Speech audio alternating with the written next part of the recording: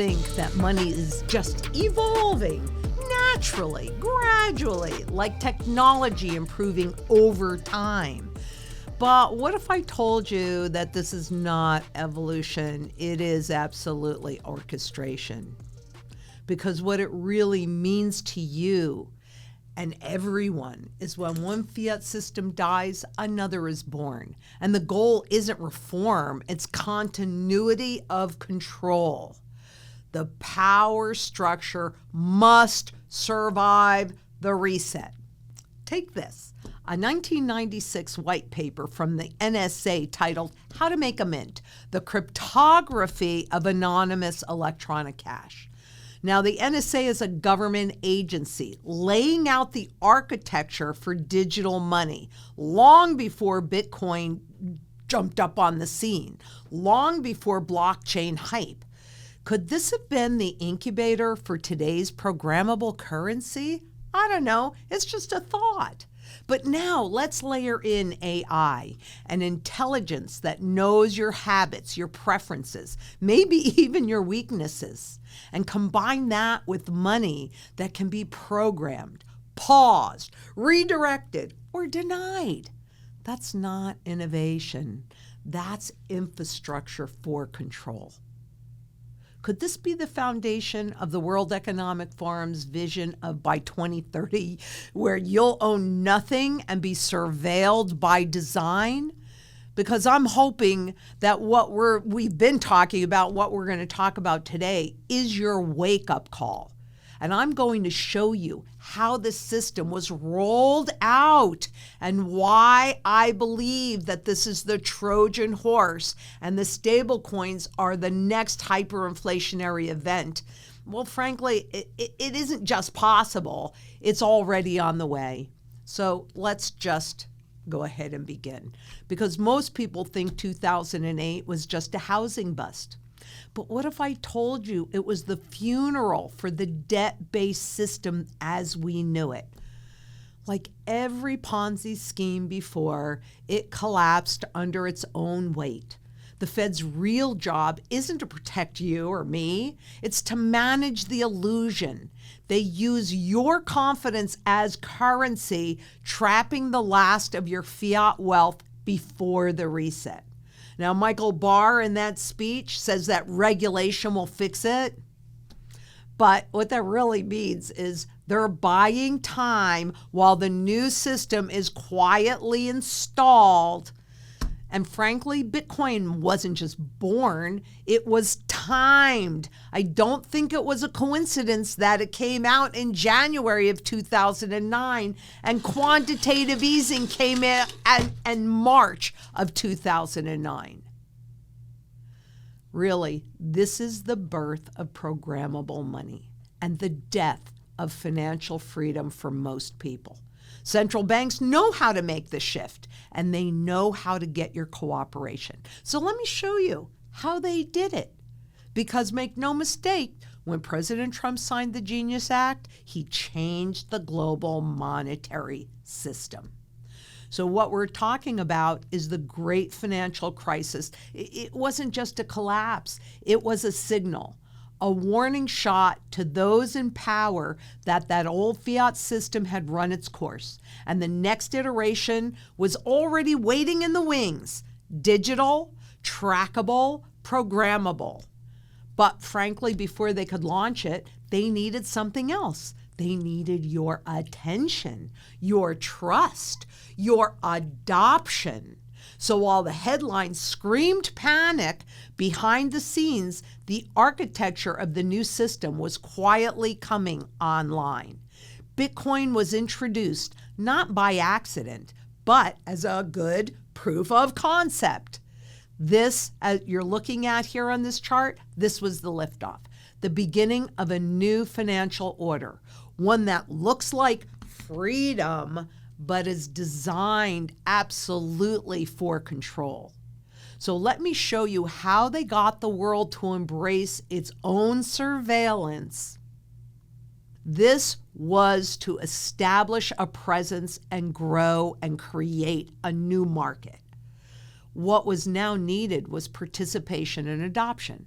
Gold and silver, frankly, they've passed every test that history has thrown at them for thousands of years. Bitcoin, stablecoins, digital currencies, they haven't faced their crisis moment yet. And when they do, we will all find out if they're real money or just digital fiat in disguise, because frankly, that's what I think it is. But remember, the chart from the launch of the Federal Reserve notes, doesn't this look a lot like that? That's why diversification into physical assets isn't optional. Frankly, it's essential, because when the next test comes, only real value is going to survive. Because Bitcoin's rapid price rise captured Wall Street and Main Street alike. But behind the scenes, central bankers reminded each other gold held at home is not subject to geopolitical risk. So how convenient was Bitcoin's arrival? A digital detour, redirecting wealth from proven freedom to programmable control. The timekeeper sees the pattern repeating, only faster. In 1913, it took decades to dilute the dollar. Today, digital money multiplies in milliseconds, conjured by corporations and algorithms, and very little work. This isn't innovation, it's acceleration. And when speed replaces substance, trust evaporates. Hyperinflation doesn't knock. It arrives like a flash flood. And the timekeeper's message? Own what lasts before the time runs out. Because our government and central bankers have been preparing. And now, I hope it's obvious to you, they are ready for the reset, or the next part in the reset, which is crisis. So, frankly, they're quietly building a legal framework for this experimentation. And it is putting in exemptions, safe harbors, and supporting innovation, which really is experimentation. And you, my friends, are the guinea pig. You will have no recourse when this next whole part implodes. And as the world's financial leaders make plans for us, the panelists weren't random. They were strategic. Hey, who was it? Oh, JP Morgan Chase, Visa, central banks, investment firms, and even universities. Jamie Dimon once mocked Bitcoin and called it a fraud. Now, well, he embraces the leverage, that data, the control. This isn't about innovation. It's about consolidation.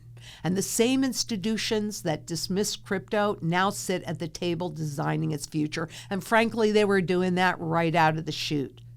They're not adopting freedom.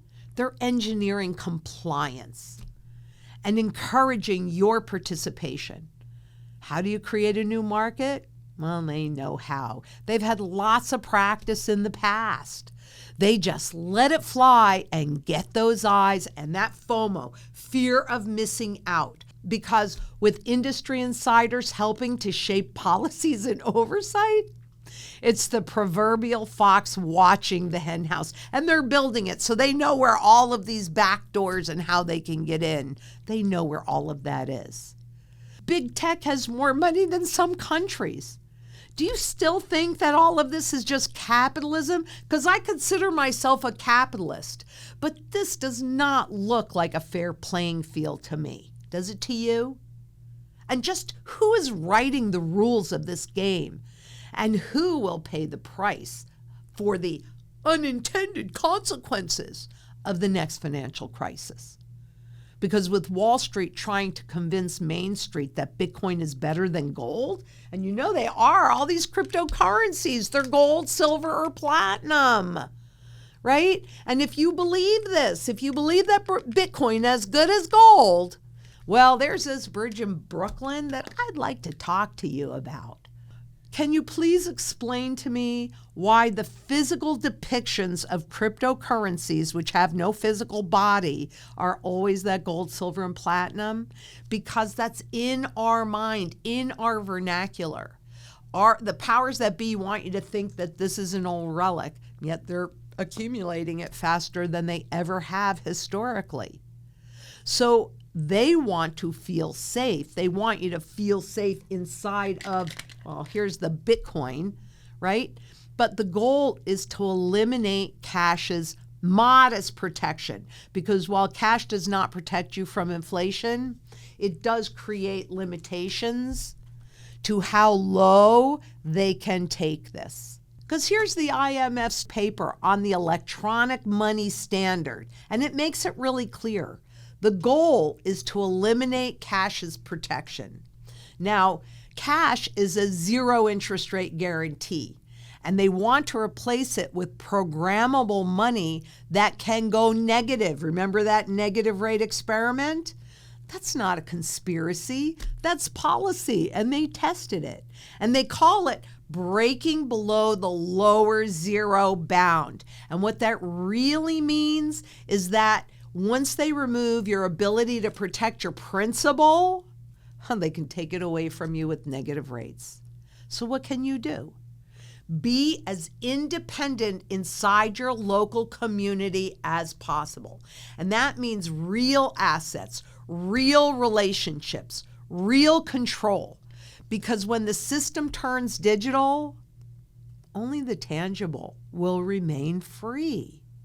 Gold performs all 4 functions of true money. It is a unit of account for a consistent standard of measure, a medium of exchange for a tool of barter and trade, full unit of payment, labor exchanged for labor. That's value for value, and a store of value, preserving your purchasing power over time so that no matter when you use that money, you are always fairly paid for the labor that originally created it. What a concept. That was the concept in the beginning. Fiat currency used to perform 3, but it lost that store of value when inflation became policy, not accident. And now with the rise of the electronic money, well, if they have their way, they'll be down to just 2, a unit of account and a medium of exchange. No store of value, no fair payment for labor, no protection. You think that's evolution? Because I don't think it's evolution. It's erosion. When money no longer stores value, your labor becomes a melting ice cube. You work today, and tomorrow it's worth less and less and less until it's all gone. And that's not just theft. That's systemic. So what can you do? Well, you can hold what holds real value. Trade what trades fairly, and build your own systems. Local, tangible, resilient, that don't rely on digital permission to survive. Now, stablecoins are going mainstream. Fortune 500, Wall Street, Visa, MasterCard, they are all rolling out their own tokens. The IRS blessed crypto as property back in 2014, and self-directed IRAs, well, they followed pretty fast. This isn't organic, it's orchestrated, just like 1914 adoption. And that was forced then, this is forced now, and it's how it's done. But you can fight back. We can all fight back, and we actually have to do that with your own sound money strategy. Gold, silver, food, water, energy, security, barterability, wealth preservation, community, and shelter. No more procrastinating. That time has passed. The SEC is considering an innovation exception to fast-track tokenization. Atkins calls it historic. Critics call it reckless. I call it scary. Why? Because once all of your wealth is held on your phone in itty-bitty pieces, AI will encourage you to spend it all. So buckle up. Wall Street's going crypto, and the Wild West just got a blockchain upgrade.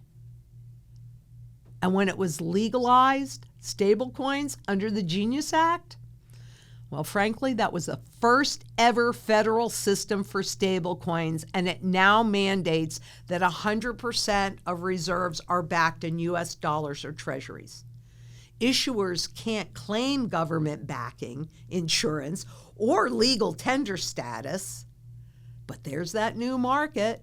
And why can't they? Because stablecoins now serve a much bigger purpose, and that's to drive demand for U.S. debt, U.S. goods, just keep on spending.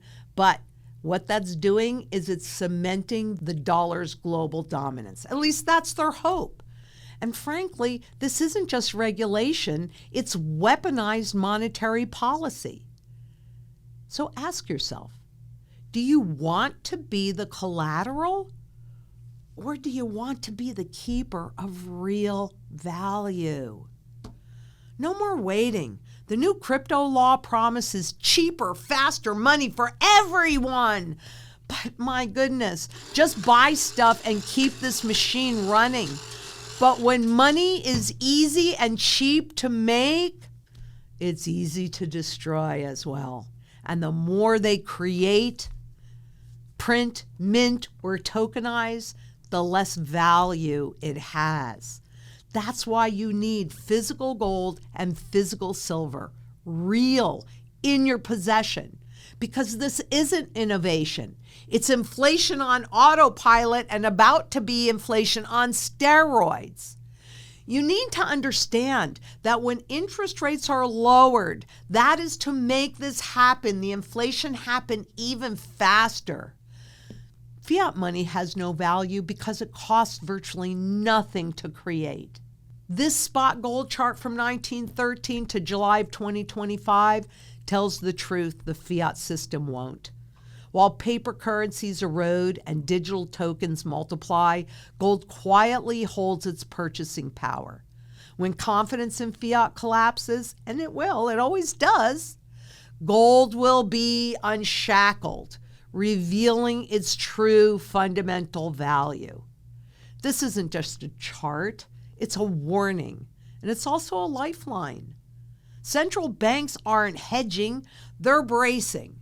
They built the fiat system and now they're buying gold as it cracks beneath them.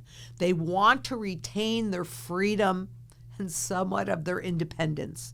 Gold and silver aren't relics, they're sovereign assets. No counterparty risk, no expiration, no digital lease, private, decentralized, and free from counterparty risk. The system may be dying, but you don't have to go down with it. Let Zang Enterprises help you reclaim control with sound money and real security. Will Thomas Jefferson's warning fall on deaf ears? Because he was one of the primary authors of the Declaration of Independence. He knew the importance of sound money. And he warned us, and I'm just going to remind you, because doesn't this sound an awful lot like what is getting set up to happen? If the American people ever allow private banks to control the issue of their currency, first by inflation, then by deflation, the banks and corporations that grow up around them will deprive the people of all property until their children wake up homeless on the continent that they conquered. World Economics Forum, by 2030, you will own nothing. Is that what's really happening now with tokens and stablecoins? Is this time different? They want you to think so. But FOMC member Barr is sounding the alarm. And quite frankly, so am I. And what are you going to do about it? The Zang Enterprise sound money strategy is based upon those repeatable patterns. Because in this whole series, I hope you've seen how the same tune plays over and over and over again. It may sound a little bit different here and a little bit different there, but this time isn't different. And neither is the power of community. Locally, so you can create surety in those things you need to sustain a reasonable standard of living. Food, water, energy, security, barterability, wealth preservation, community, and shelter. Get it done, please. But also globally, so we can get redeemable gold back in the monetary system again. Then, if you don't like what the central banks are doing, you don't like what the governments are doing, you simply remove the gold from the system and create that financial and fiscal responsibility. They're not going to do it without that, but we can do it together. I absolutely positively know that together we can do anything. Let's come together, citizens for sound money, global citizens for sound money. And until next we meet, please be safe out there. Bye-bye.